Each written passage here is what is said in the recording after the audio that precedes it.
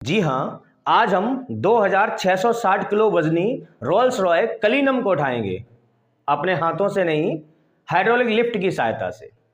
आपने सही सुना। आज के इस लेक्चर में हम लोग हाइड्रोलिक लिफ्ट के बारे में समझेंगे।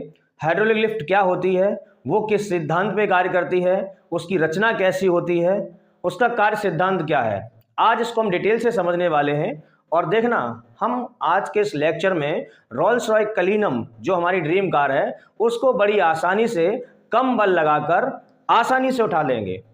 तो चलिए आज के इस लेक्चर में हम लोग समझते हैं हाइड्रोलिक लिफ्ट यानी द्रव चालित उत्थापक के बारे में। जी हाँ, लिफ्ट को हिंदी में उत्थापक कहते हैं। तो चलिए इसको समझते हैं। देखें यहाँ पर, जैसा कि मैंने बोर्ड पर हेडिंग लगा रखी है, द्रव चालित लिफ्ट यानी हाइड्रोलिक लिफ्ट। ये पास्कल के नियम के अनुप्रयोग के अंतर्गत आता है, यानी जो हाइड्रोलिक लिफ्ट है वो पास्कल के नियम पर आधारित है। तो सबसे पहले मैं आपको थोड़ा पास्कल के नियम के बारे में बता दूं। पास्कल का नियम ये कहता है कि जो द्रव है वो प्रत्येक बिंदु पर सभी दिशाओं में समान रूप से दाब लगाता है, यानी द्रव दाब समान रहता है हर जगह पर। यह पास्कल का नियम है। तो हमारी जो द्रव चालित लिफ्ट या हाइड्रोलिक लिफ्ट है वो पास्कल के नियम पर आधारित एक ऐसी युक्ति है, एक ऐसे सिस्टम है, एक ऐसी जुगाड़ है जिसकी सहायता से हम कम बल लगाकर अधिक से अधिक बोझ या भार को आसानी से उठा सकते हैं। ये तो इसके बारे में हो गया कि हाइड्रोलिक लिफ्ट किस सिद्धांत पे कार्य करती है और उसका काम क्या है। अब इसकी रचना में मेनली जो हमारे फर्स्ट ईयर के सिलेबस में उसके आधार पर हम आपको बता रहे हैं। इसकी रचना में मुख्य रूप से 3 बेलनाकार पाइप होते हैं। 2 पाइप ऊर्ध्वाधर यानी वर्टिकल शेप में यानी खड़े होते हैं और दोनों पाइपों का संबंध एक क्षैतिज बेलनाकार पाइप तीसरे पाइप से होता है। और उन बेलनाकार पाइपों में हम 2 पिस्टन लगा देते हैं, चलनशील पिस्टन। पिस्टन क्या होता है, उसको हम ऊपर नीचे खिसका सकते हैं। देखिए हम अभी आपको समझाएंगे डायग्राम में। यानी इसकी रचना में क्या होता है, चलिए समझते हैं हम डायग्राम से। देखिए यहाँ पर इसमें 2 बेलनाकार इस तरह से ऊर्ध्वाधर पाइप लगे होते हैं, यानी 2 ऊर्ध्वाधर पाइप होते हैं। एक हमारा ये पाइप हो गया और दूसरा पाइप ये हो गया, और दोनों पाइपों का संबंध एक बेलनाकार क्षैतिज पाइप से होता है। कुल मिला के यहाँ पर 3 पाइप है हमारे, एक है 2 है ऊर्ध्वाधर ये वाले और एक है हमारा ये क्षैतिज पाइप। और इनमें 2 पिस्टन लगे हुए हैं, एक है पिस्टन हमारा ये और दूसरा पिस्टन है हमारा ये। आप देख सकते हैं इस पिस्टन का जो क्षेत्रफल है वो है हमारा A1 और इस पिस्टन का जो क्षेत्रफल है वो है हमारा A2। डायग्राम को देख के हमें लग रहा होगा जो पिस्टन हमारा A2 है इसका जो क्षेत्रफल है वो ज्यादा है, यानी जो A2 है वो बड़ा है, और A1 यानी जो पिस्टन हमारा पहला वाला है इसका क्षेत्रफल A1 है वो कम है। पिस्टन क्या होता है, इसको आप पंप समझ लें।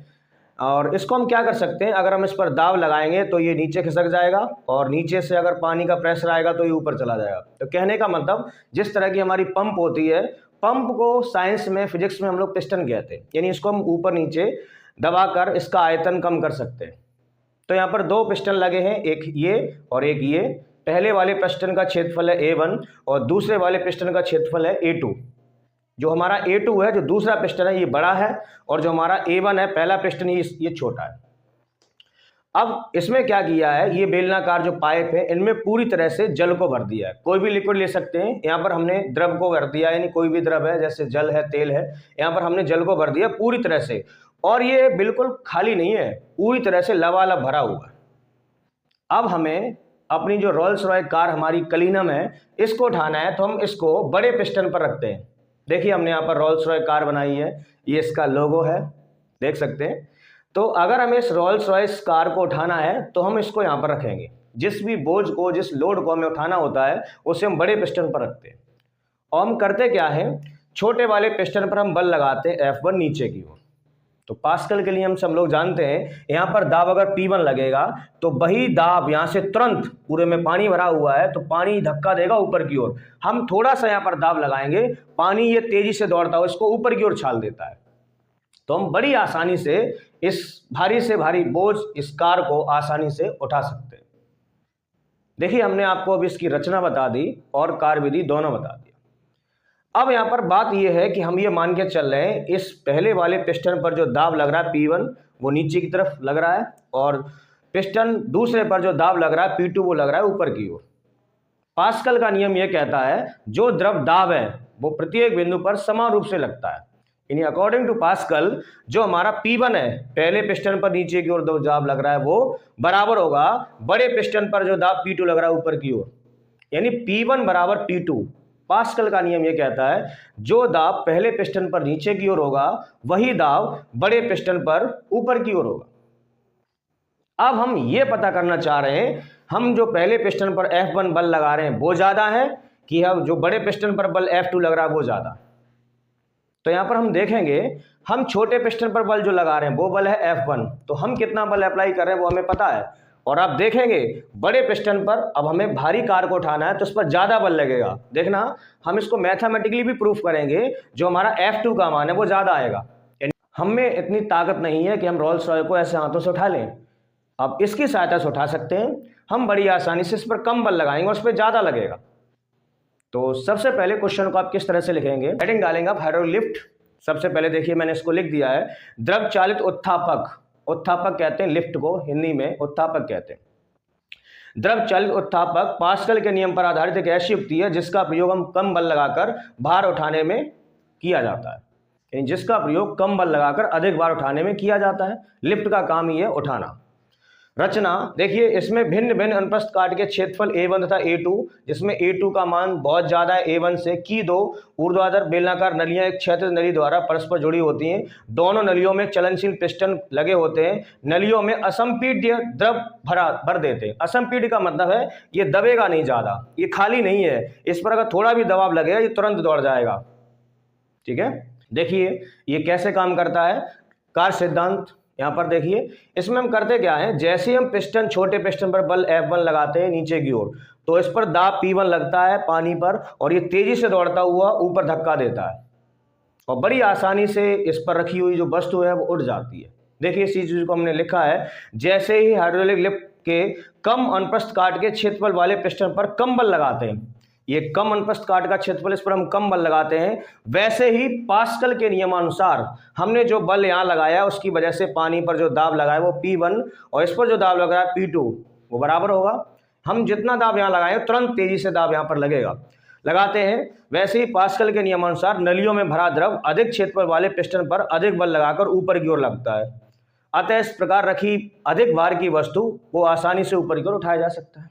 देखिए ये तो कॉन्सेप्ट हो गया, अभी हमने इसको डायग्राम के अनुसार समझाया आपको। अब इसको मैथमेटिकली प्रूफ करेंगे, क्या F2 का मान F1 से ज्यादा होगा?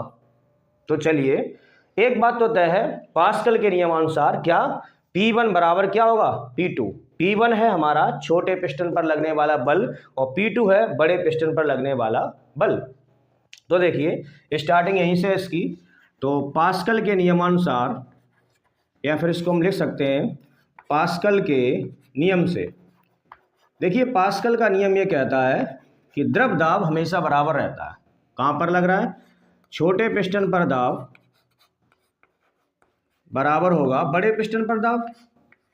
पास्कल का नियम ये कहता है दाब हमेशा बराबर होगा, तो यहां से हम लिख सकते हैं छोटे पिस्टन पर दाब बराबर होगा बड़े पिस्टन पर दाब। यानी द्रव का जो दाब है छोटे और बड़े पिस्टन पर वो बराबर होगा।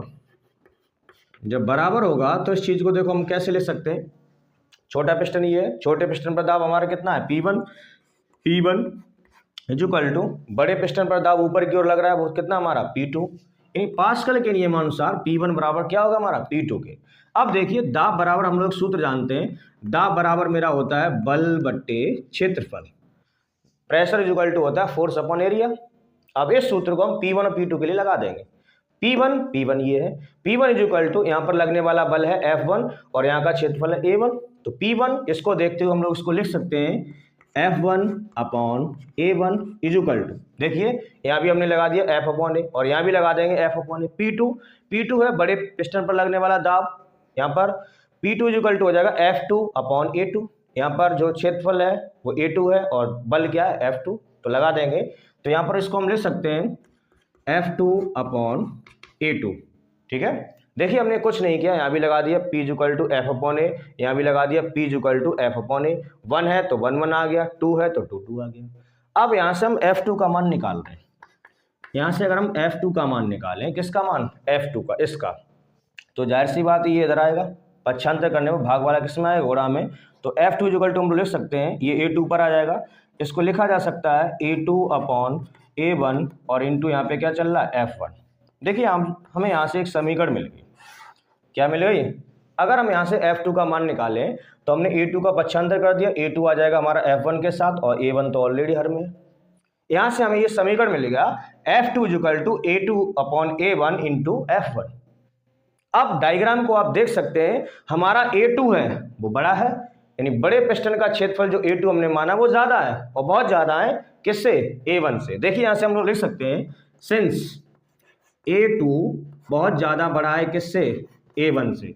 जब A2 बड़ा है A1 से, अगर A2 का मान A1 से ज्यादा होगा, इसलिए यहां पर 100% F2 का मान बहुत ज्यादा बड़ा होगा किससे, F1 से। देखिए हो सकता है ये बात किसी को हजम ना हुई हो, हजम हम करवा के छोड़ेंगे आपको।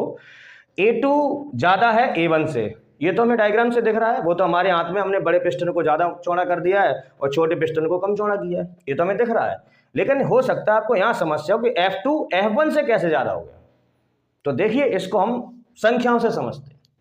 देखना, इसको देखिए, इस समीकरण को देखिए, हम इसमें मान लगा रहे हैं अपनी तरफ से। देखिए F1 का मान हम यहाँ पर कुछ बल लगाएंगे, वो तो हमें पता होगा हम कितने न्यूटन का लगा रहे हैं, 2 न्यूटन का, 10 न्यूटन का, 100 न्यूटन का। तो F1 का मान हमें पता होता, F1 का मान हमें मालूम होगा। जैसे सपोज F1 का मान हम यहाँ पर लगा रहे हैं 2 न्यूटन का, कितना लगा रहे हैं, 2 न्यूटन का। F1 का मान हम 2 न्यूटन का लगा रहे हैं। A2 का मान ज्यादा है A1 से, ये बात तो कन्फर्म है, A2 बड़ा है किससे, A1 से।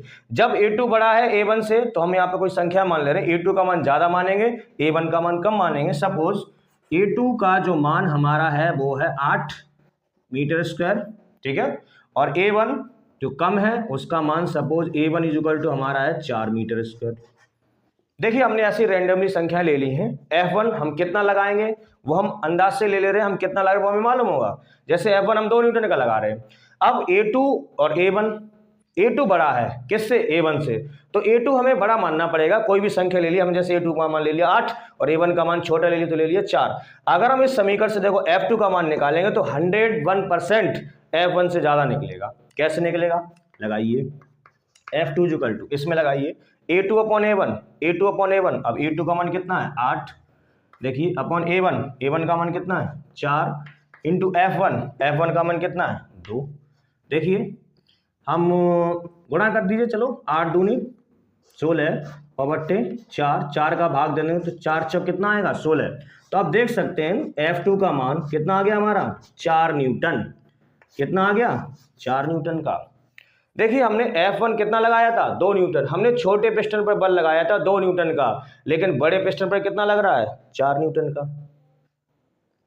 हो गया, यानी हम यहाँ पर कम बल लगाएंगे, यहाँ पर ज्यादा लगेगा। जब ज्यादा लगेगा तो ज्यादा भार की वस्तु जो रोल्स रॉयस कलीनम यहाँ पर रखी हुई है आसानी से उठ जाएगी। हम आपके सामने एक एग्जाम्पल और देते हैं संख्याओं का, तब तो आप मानेंगे। फॉर एग्जाम्पल दूसरा एग्जाम्पल देखिए, इसी में हम और संख्या ले रहे हैं। हो सकता है कि आपको यहाँ से कन्फर्म ना हो कि हाँ ये कैसे हो गया। हम इसको सिद्ध करने के लिए हम दूसरी संख्या और लेते हैं। जैसे हम F1 का मान कुछ ले रहे हैं, F1 का मान हमने ले लिया 5 न्यूटन, यानी हम यहाँ पर कितना बल लगा रहे हैं वो हमें पता होगा।